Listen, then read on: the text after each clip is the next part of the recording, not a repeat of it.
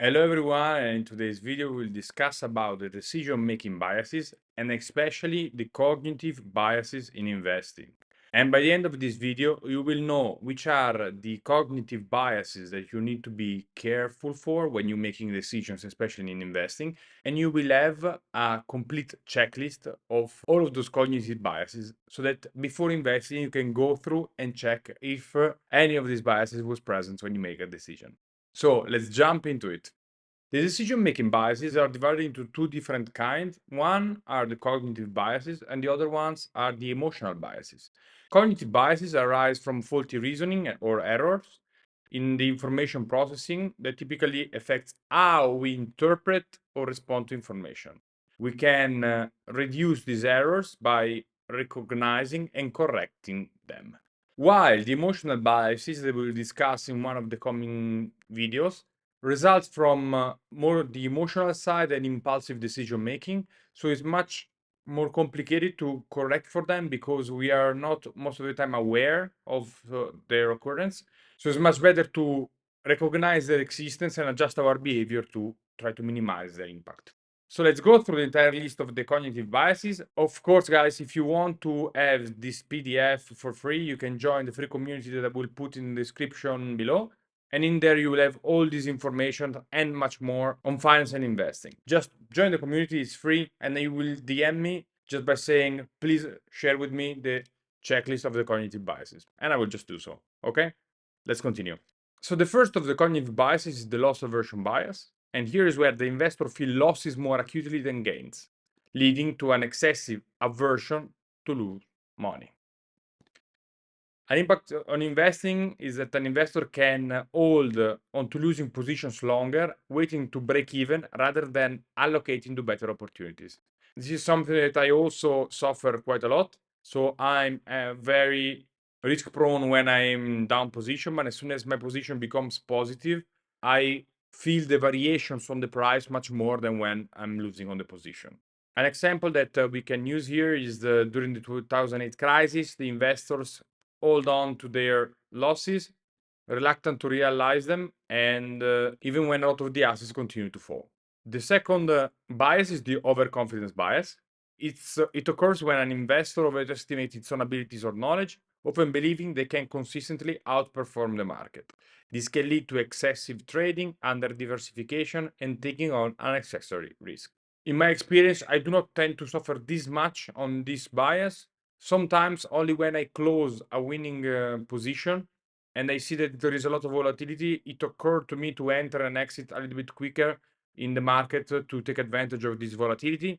But overall, I tend to be more skeptical as a person. So it really depends, I think, on the singular personal tendencies. An example is during the tech boom on the 1990s, many investors overconfidently picked tech stocks only to suffer larger losses when the bubble bursts. It's something that might be occurring today for AI companies. So we can see that these tendencies tend to repeat over time. Let's go to number 3, representative bias. Here's what occurs when an investor tends to classify new information based on superficial similarities to past events or investments, often leading to stereotyping. Here can be thought as this is going to be the next Netflix, the next Chipotle, the next Nvidia, the next Tesla. This bias can lead to misjudgment when investors assume similar looking company will perform the same, ignoring deeper differences. And an example here is that every e-commerce startup is assumed to be successful as much as Amazon, leading to heavy losses of the underperforming companies during the bubble burst. When it comes to my personal investing, I maybe tend to have a little bit of this bias. I think it's more on the sectoral bets. So when there are changes on the economic conditions that make a sector better than another, that is where really I make an investment without really considering that much the underlying. But I tend to do that via a basket of stocks. So I really need to check my thinking on this. There is a company, for example, that I want to buy that I was considering as similar to Chipotle. And at the end, I did not buy it yet, but it's still something that I consider quite interesting. After having seen their actual economics, it seems that this company have a different business model, a different margin, and also a different kind of number of clients that they need to have every day in their stores to break even. So the economics are a little bit different. I don't consider them anymore as Chipotle, but I definitely thought about it at the beginning of my research. So maybe it's the bias that I have before starting researching something. Let me know if you are also suffering about these biases, of course, in the comments, which are the biases that you feel that are the most damaging to you and the most frequent in your investing activities. Bias number 4, confirmation bias. Here is when investors tend to favor information that confirms their pre-existing beliefs, overlooking evidence that contradicts it. Very dangerous bias. The impact on investors is that confirmation bias can lead to one-sided analysis, making investor blind to important risks and alternative viewpoints. An example here is that investor bullish on Tesla might ignore data about production challenges, focuses only on positive projections. Other, in my case, the confirmation bias has been present sometimes, especially when I need to check some companies in China, so that I was positively looking for something that was positive in the overall Chinese market, or by ignoring some bigger geopolitical risks. A nice tool that I tend to use now is really to have the devil's advocate thesis, so that once I decide that someone is worth investing, before putting my money into it, I want to do the same analysis that I just did, but with the other hat in mind. So by needing to prove why the company was not a worthy investment. This way will really change the attitude I have towards the company. So not as an investment opportunity, but as a loss potential instead of a growth potential. So I'll try to see what are the risks behind the company. So this really helped me to try a little bit to be objective on the data that I get. So I will have confirmation bias working both on the positive and on the negative. So at least when I combine the two, I will have a more objective view. Cognitive bias number 5, anchoring and adjustment bias. Here it occurs when the investor over-rely on initial information or reference point, making insufficient adjustment when new information becomes available.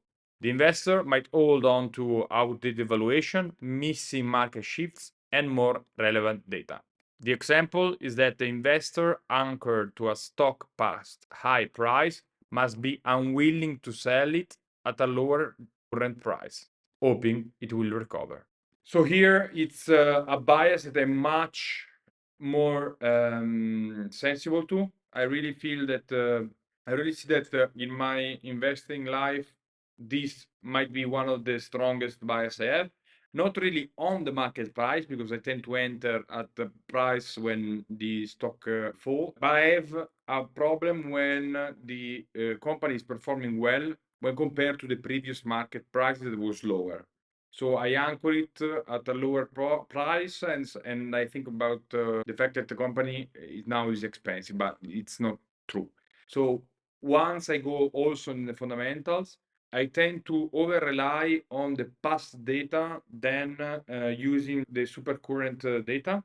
But I think this can be mitigated by knowing the sector and understanding what are the normal level of earnings that a company operating in that sector could have, given the structural characteristics of the sector and the position of the company. However, incorporating new information, definitely something I need to work on, as I really tend to have a longer point of view, and most of the time I use that this long-term horizon as an excuse for not checking the change in the market structure. So this is something I really need to work on more and more. I think the best way is really to identify 3 to 5 KPIs to watch for each company that are the key drivers of business, that when they deteriorate, especially when compared to the relative market, then might be a trigger that the company is performing much worse than it should. Let's go now to number 6, hindsight bias. Here is when the investor believes that past events were predictable after they occur. often overstating their ability to foresee outcomes. This bias can lead to overconfidence as the investor falsely attributes success to skill rather than luck. Very cool. An investor might claim that the new Apple stock would surge after the iPhone release, despite not investing more aggressively at the time. A nice way that I go around this problem is to have a investment journal. By journaling, even using some software as I do online, you can really see your decisions, which were the things you were considering at the moment of the investment. And then you can see after, when the thesis play out or where the market change positive or negatively on your position, if the main reason for the change in the share price was considered in your thesis. So you can see if you were really lucky or if you were skillful. So I suggest you to do the same, to start using an investment journal. You can do the same also for decision making in your life. Like if even if you are not an investor, you can use that to say, okay, I want to buy this car. I choose this one because of 1, 2, 3, 4, 5. The risks that I do the wrong decision are 1, 2, 3, but I will do it because it's the best opportunity right now, for example. And then after you bought it, you can see if you enjoy it, if there were other alternatives, etc. So once the output becomes known, you can see the inputs that you put in if they were consistent with the results that you get. Let's go now to bias number 7, which is self-attribution bias. Here is where investors attribute successful outcomes to their own skills while blaming failures on external factors. Heard multiple times that, oh yeah, my company grew a lot because I'm a genius. And if your company crashes, it's like, oh, but yeah, it's the luxury market that collapsed, or is the automotive market that collapsed. Heard multiple times, said it multiple times, is something that occurs. This can lead to inflated confidence in their own abilities, resulting in riskier decision making. An investor may credit their skills for a higher return during a bull market, but blame the market during a downturn. This self-attribution bias is very dangerous, and it goes very well with the hindsight bias, in my opinion, as also the self-attribution bias can be solved with an investment journal, is what I'm currently doing. And so I tend to do now the opposite.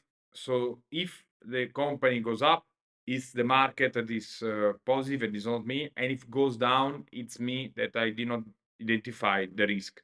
In this way, I take responsibility of my losses and I don't become overconfident on the performance that I'm doing with the portfolio. Let's go now to bias number 8, availability bias. Here, the investor rely on information that are most readily available, often overlooking the broader or less recent data. The impact on investing here is that the investor can over-rely on recent event, leading to skewed decisions that neglect historical perspective. Here is, for example, in the 2020 crash, investors were overly cautious about stocks despite significant potential recovery. So this bias, I tend not to have it that much. I'm more on the anchoring issues bias so that I don't change that much based on past data, but I tend to use them more in my decision making. So the availability bias is a little bit less of an issue for me. However, I take the new information as a potential entry point. And sometimes I tend to consider them too much when considering the risks that my portfolio is leaving. Actually, facet, a typology of availability bias that I might have are that is really that not the more frequent and most recent, but the facts that are the easiest one to get that might be a negative point for me. So I tend to be more lazy than I should in getting to the bottom of the information. So if the information is already analyzed, etc., I tend to prefer that one than creating the analysis from scratch, especially if the person I'm reading is someone that is a professional in the field. Maybe on the facility of having it readily available, that I might suffer this availability bias, not really on the timing. But I will definitely need to look more into it. Bias number 9, framing bias. And here is due to the fact that the way the information is presented influences the investor decisions, even if the underlying data is the same. Framing can lead to irrational choices as investor responds to the presentation rather than the content. A bond yielding 95% safe might seem more compelling than the one with a 5% of default, despite being identical. Let's go to the cognitive bias number 10, mental accounting bias. Here is where investors treat money differently based on the mental accounts or the source of the funds rather than on absolute value. The impact here is that it can result on irrational investment choices, such as gambling with the gains, while being overly conservative with principle. Here, an example is that an investor may take excessive risk with profits from a successful trade while viewing it as the house money and not your own money. The same happens with your bonus. So when you have a bonus, you tend to spend it on luxury things or not necessary things, even if it's the same kind of money that you get by your monthly salary. So this mental accounting bias, I used to be very subjective to this. Now I'm much more conscient about this mental accounting bias after having known these biases for a while. And I really see it, especially on the investment that I do, that I tend to be much more overall conservative, and I don't take too much risks that I would not take with my overall portfolio. In fact, I would more rely on the sizing than on the mental accounting, to be frank, when I do these kind of risk decisions. It's definitely something that by default we tend to do, but if you are a little bit more careful, it's something that it's easily fixable. So let me know if you are still following these mental accounting biases and what you think you could do to stop it. Bias number 11, the conservatism bias. Here is where investors are slow to update beliefs in light of new evidence, sticking to outdated views. This prevents them from reacting to significant changes, missing opportunities and risk signals. Here is where investors might hold to traditional energy stock, ignoring the signals that renewables energy will. As said, I tend to have this kind of bias, especially when there are big shifts in the market and trends that might change the fundamental of the business. As of now, I have no big failures to report on this. It's more for me like as for example, I invested back in the days in energy stocks. Everybody thought that oil was going away. So I tend to be counter trend when I see that in the market there is a over discounting of this kind of structural shifts that tend to be slower than expected. So yes, I tend to have it, but it is like a dance between being contrarian and being conservative at the same time, you know. So it's really depending on the market expectations and how to take advantage of those expectations if they are too extreme. Illusion of control bias number 12. It occurs when the investor believes that they can control or influence an outcome that are largely unpredictable. Here we can lead this can lead to overtrading or concentrated bets, as investors mistakenly feel that they can manage the risk. A day trader may overestimate their ability to time the market moves, leading to frequent trade and high costs. So here I tend to justify my long-term holding positions when especially are negative with this kind of bias, I guess, so that I know what I'm doing, I know the basis of the value that I'm buying with the company, and so I know which is the bottom value that a company should have, even if the market price does not reflect that bottom value.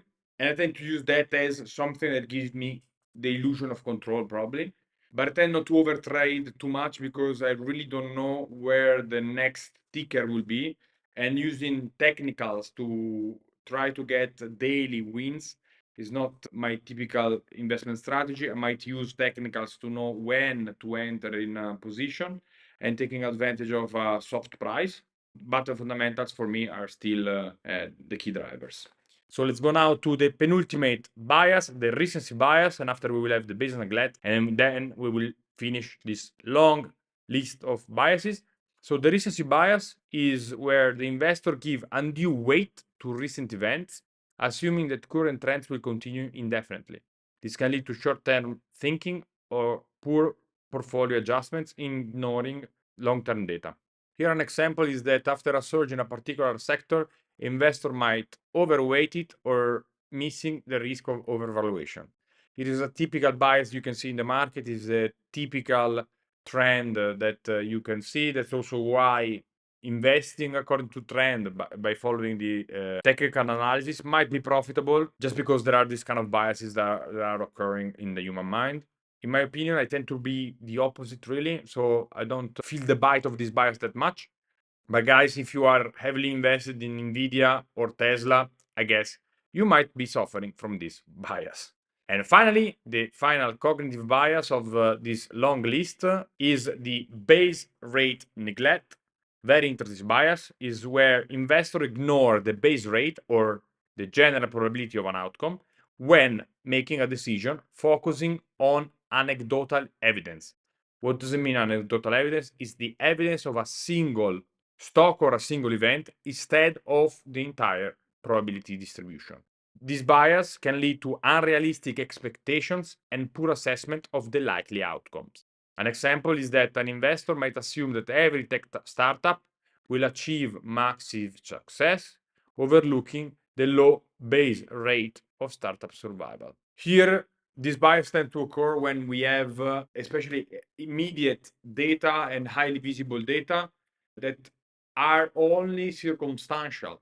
So, for example, seeing the athlete, like seeing the best chess player in the world earning millions of dollars, or the same for golf, earning millions of dollars. And this might show that it could be very easy to become a multimillionaire by being very good at sport. The issue here is that if you consider the overall probability of becoming one of the top in the world, and you need to be really like in the top 1 to 3 in the world, and sometimes even you need to be only the best in the world, captures the lion's share of the rewards. What is the probability of achieving that result, right? And given the fact that these single instances of millionaires, it's highly visible. You can also think about like actors or other instances where these people are highly visible, YouTubers, podcaster, etc. But if we want to take a more sober look, we will need to see also how many people tried to become a successful podcaster, YouTuber, actor, sportive over the people that actually become such a success. And so in terms of investments, it's really interesting to see the survival rate of the various sectors, to see which are the ones that are more and less risky just by base rate perspective. And also you can see the probability of achieving certain profit margins, certain sales growth over multiple years. And with that, you can develop assumptions that are a little bit more reasonable and based on historical probabilities. Of course, there are cases where you have an exceptional company that goes completely away from this kind of predictions. But if you take a bundled approach, or if you have a company that is not the best in the world, going for the base rate might be one of the best decisions that you can make when you need to forecast the future number of these companies. So just to give you the rundown of all the cognitive biases in investing, we have the loss aversion bias, the overconfidence bias, the representative bias, the confirmation bias, the anchoring and adjustment bias, the hindsight bias, the self-attribution bias, the availability bias, the framing bias, the mental accounting bias, the conservatism bias, the illusion of control bias, the recency bias, and the base rate neglect. And with that, guys, we will conclude today's video. If you want to know more and if you want to receive the PDF version of this checklist, just click in the link in the description below, sign up to the free community, and DM me by saying, "Oh man, send me the PDF," and I will do so. Okay? But for now, I wish you a great day and we catch up in the next video. Cheers.